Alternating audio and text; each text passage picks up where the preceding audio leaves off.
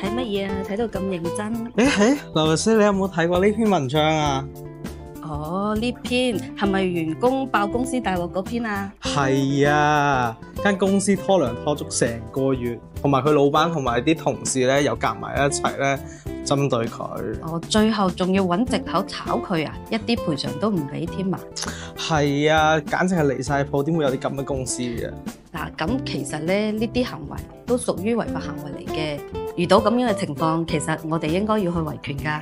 咁我喺評論度睇到咧，佢哋啲維權方法咧就五花八門嘅。咁我哋啲打工仔應該點樣去進行維權呢？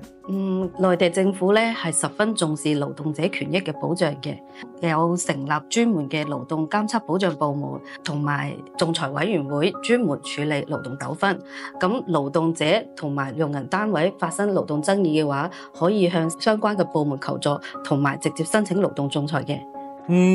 原來係咁啊！咁如果好似佢咁樣嘅話，咁又應該點樣維權呢？佢咁樣嘅情況呢，佢係可以攜帶勞動合同、解除勞動關係通知文件、工資記錄及用人單位違法行為嘅相關證據，到勞動保障監察部門進行投訴，或者直接到勞動仲裁委員會申請勞動仲裁。咁申請勞動仲裁嘅話呢，就要攜帶勞動仲裁申請書。仲裁書啊？但係我唔識寫嘅喎呢啲嘢。咁你就唔使擔心啦。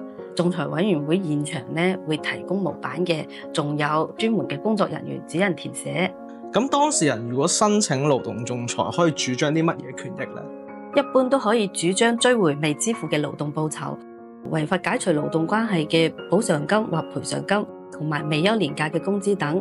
咁具體情況咧都要具體分析先得嘅。原來係咁啊！